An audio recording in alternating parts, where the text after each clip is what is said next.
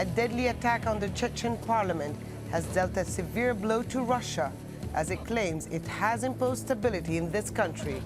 So would Moscow change its course in dealing with the Chechen issue? And who is calling the shots, Medvedev or Putin? This is Inside Story.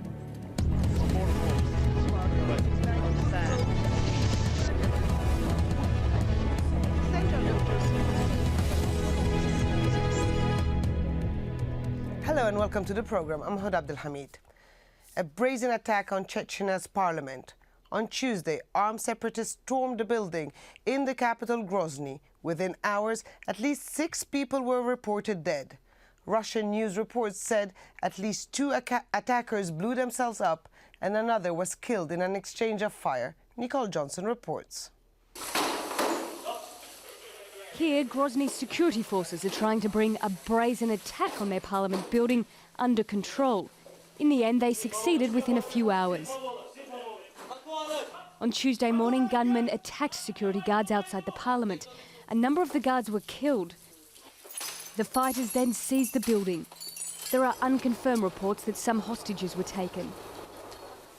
Shooting continued inside the parliament, and it appears more people were killed.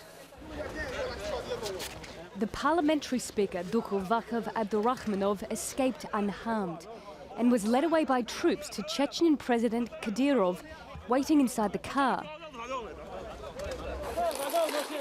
But the crisis was soon over, while the heavy military presence remains. Even though the war with separatist rebels in Chechnya officially ended 10 years ago, the unrest has continued. And fighting has spread to other parts of the North Caucasus, like Dagestan and Ingushetia. Last year, Russia ended its long counterinsurgency operation in Chechnya. The Kremlin handed over full authority of the region to President Kadyrov, trusting him to rebuild the country. He's also built up a large militia, which activists accuse of abuse and heavy-handedness. But the area is still home to Islamist rebels committed to fighting the pro-Kremlin leadership authorities. And there may be a new split in the highly factionalized movement. This month, there have been reports that Hussein Gakayev has formed his own group after breaking away from Chechen separatist leader Dokul Umurov. This incident clearly focused on a political rather than a civilian target. And for the Kremlin, it's an embarrassing incident aimed at challenging its authority in Chechnya. Nicole Johnston, Al Jazeera. Well, joining our discussion today are our guests. In Moscow, Alexei Malashenko, a Caucasus expert at the Carnegie Endowment for International Peace. And in Amman, Mohammad Shishani, Vice President of the World Chechen Congress. And in London, Russia and Central Asia expert at IHS Global Insight, Lilith Gevorgyan. Welcome to the show. Now, Mohammad Shishani, let me start with you. An attack in the parliament, is it seen as a direct attack to the rule of the president? Definitely it is, and it is a manifestation that the claims that the war in Chechnya is over are false.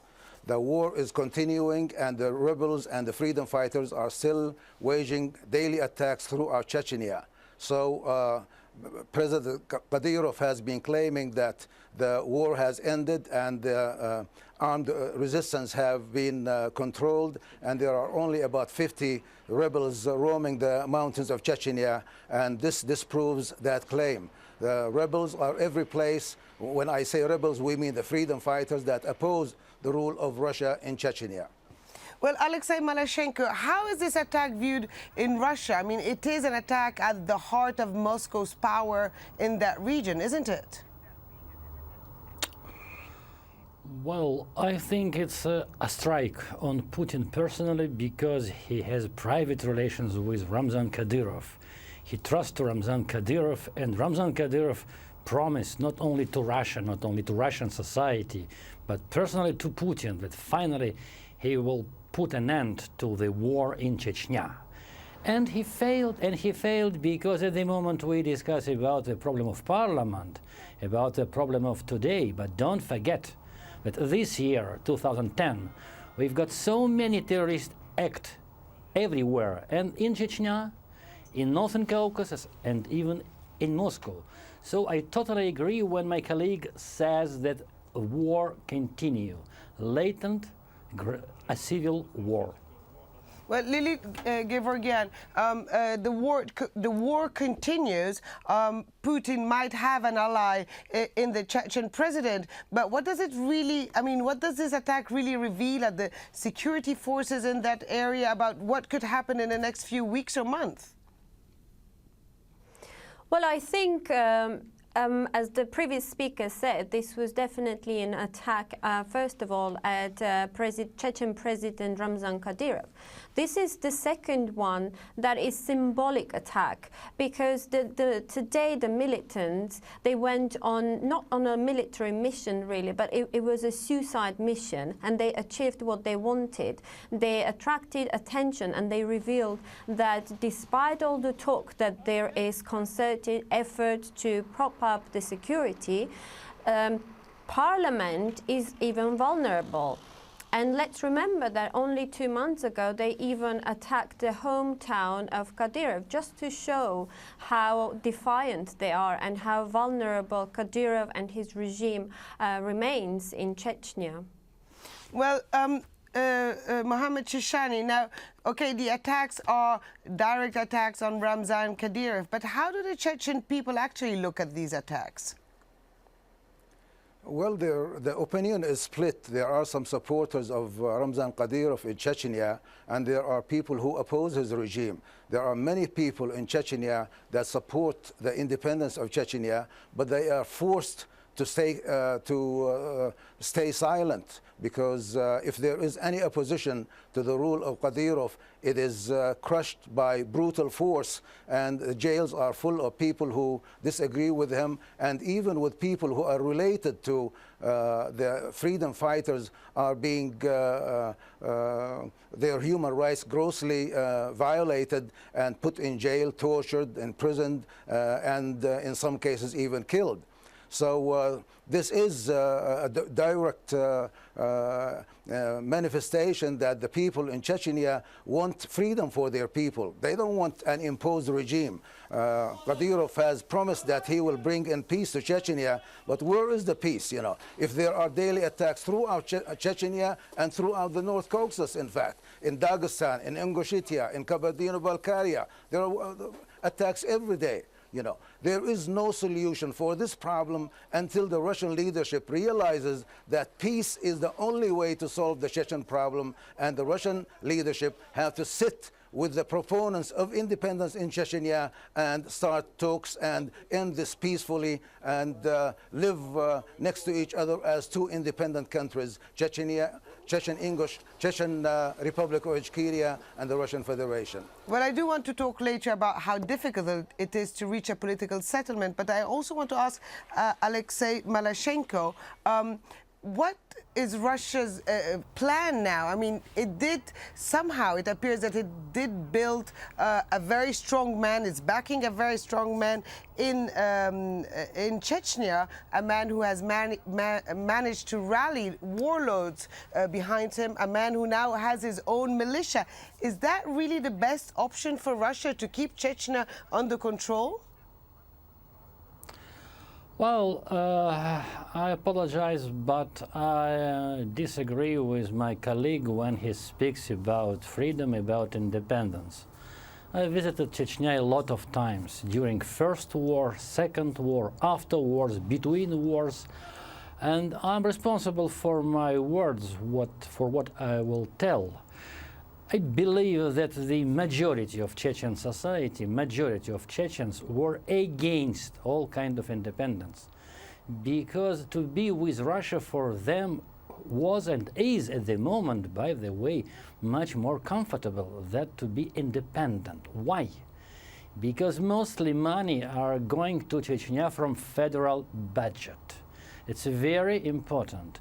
Besides, I don't know if somebody, for instance, in Europe and even in the Muslim world are ready to accept independence of Chechnya. But the key problem is that maybe the half of the population, I don't know because nobody counted it, but a big piece of the population, a big part of Chechen population are against some regime of Ramzan Kadyrov.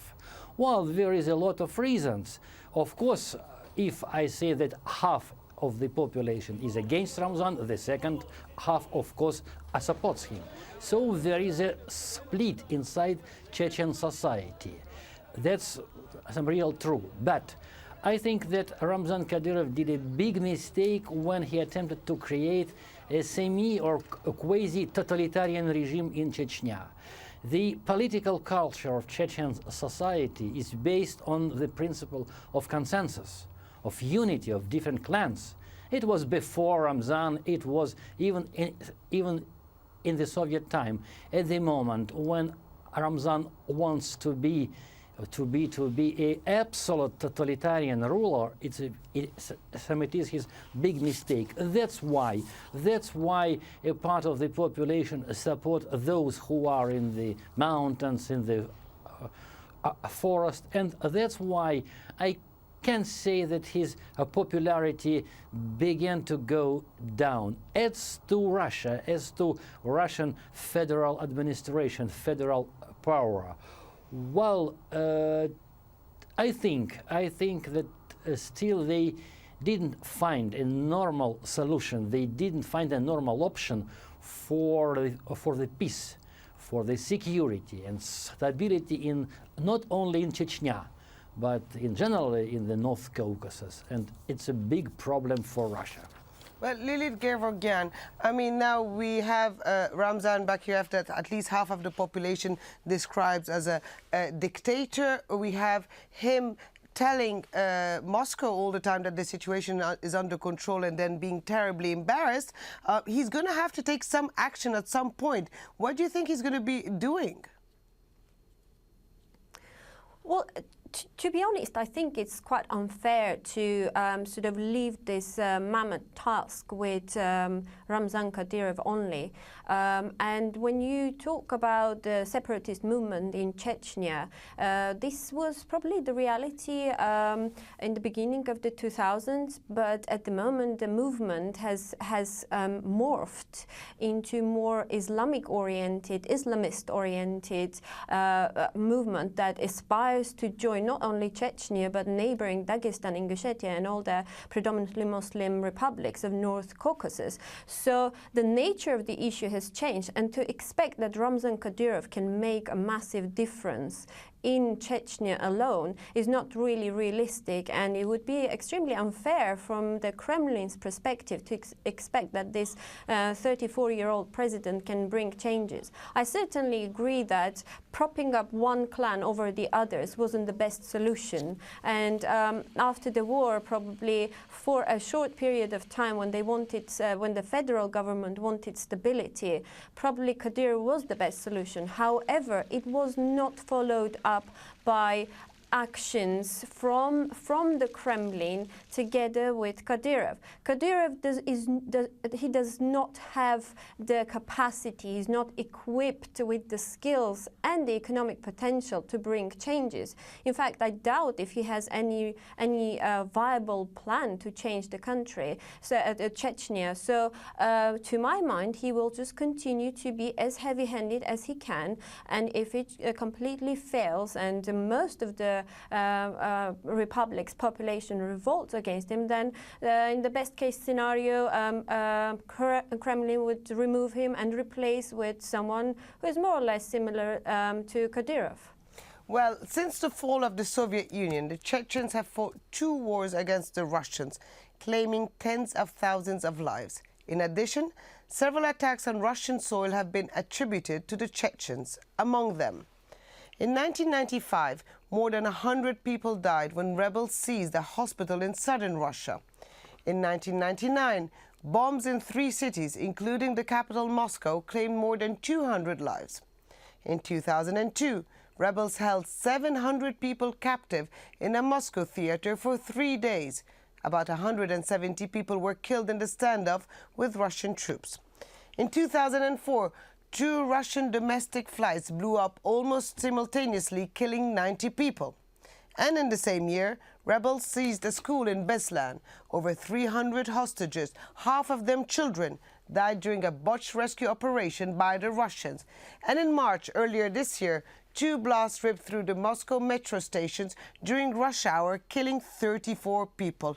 And finally, last August, at least 19 people were killed after rebels attacked the heavily defended resident of Chechenya's pro-Kremlin president, Ramzan Kadyrov. Mohammed Shishani, my question is to you now. I mean, in view of all these attacks, don't you think that the rebels in Chechnya are actually giving a reason to the president to use heavy-handed methods, and are giving a good reason also to Russia to back these heavy-handed methods?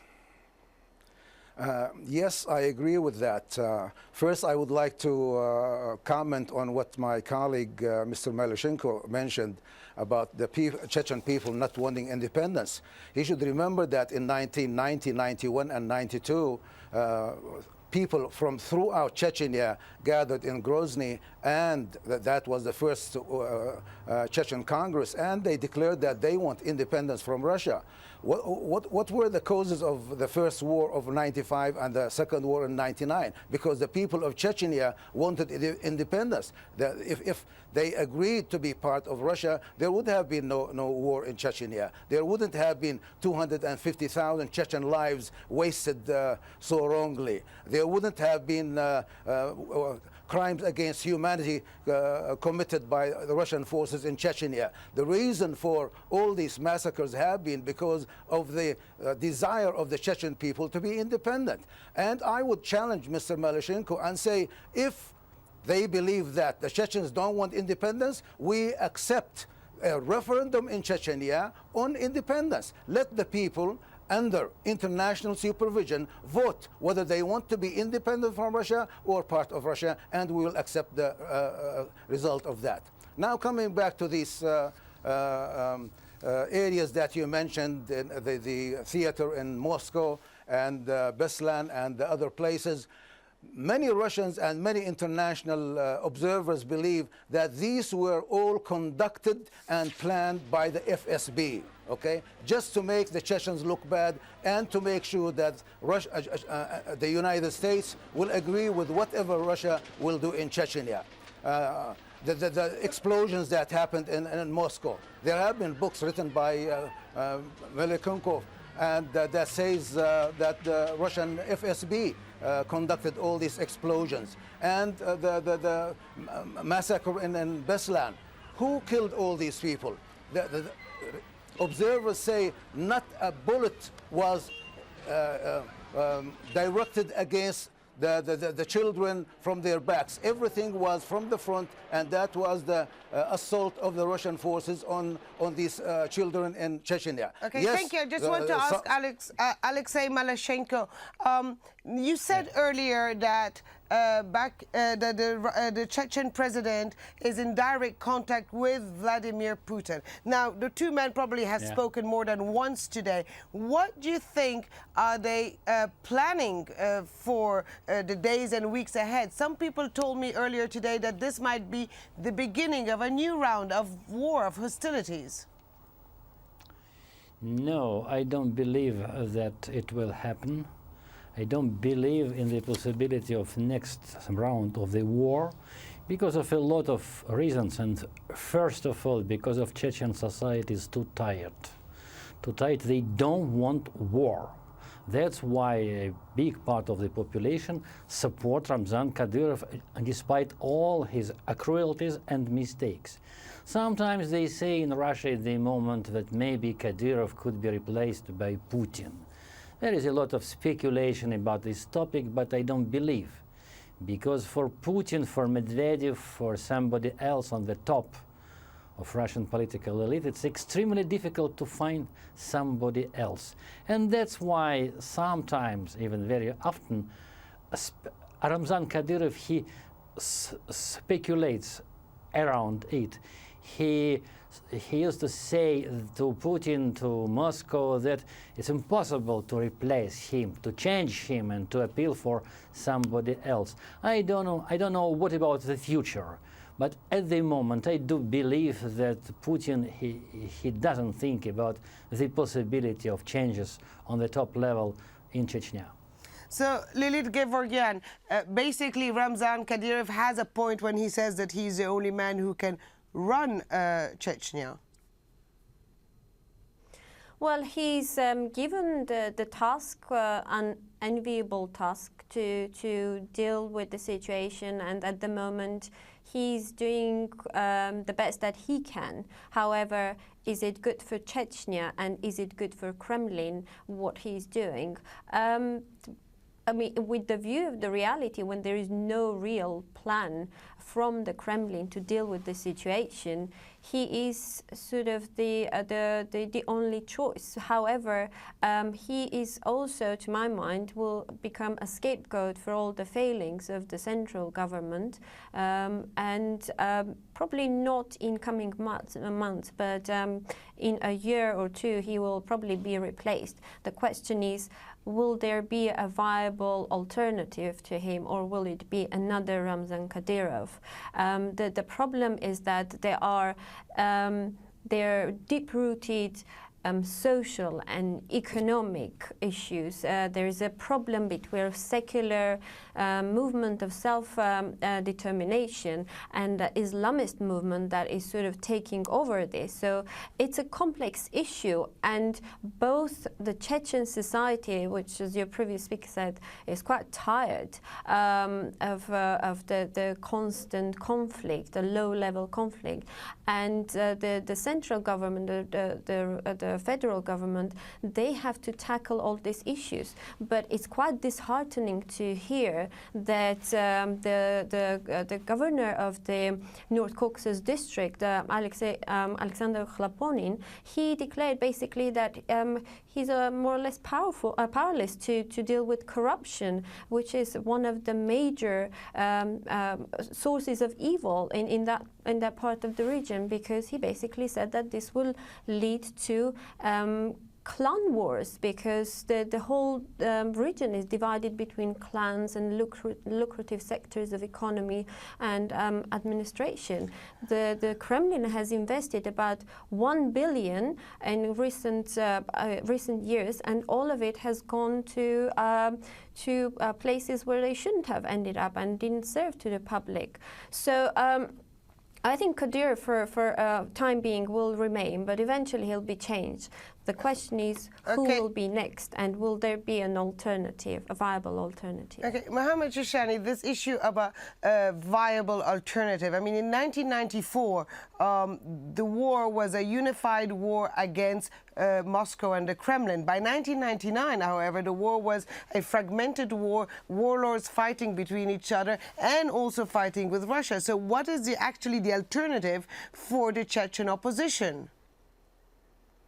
The alternative is to unite and unify their position, and there is a military struggle inside the country. There is a political component outside of the country, and they should do the political part and try to contact the Russian Federation and start peace negotiations. But Russia is not going to listen to that, and I think that the involvement of the European Union and the international community is important for this issue to materialize. Unless there is a third party that would gamble on this issue and put forward their good offices, there is not going to be peace in Chechnya, and the war will continue forever. Well, it is a conflict that has been lasting for the past 2 centuries, and so far there has been no political settlement. But we have reached the end of our program, so I'd like to thank our guests, Alexei Malashenko, Lilit Gevorgyan, and Mohammed Shishani. And thank you so much for joining us on this edition of Inside Story. We welcome your comments and suggestions. Please email them to us at insidestory@aljazeera.net. Goodbye for now.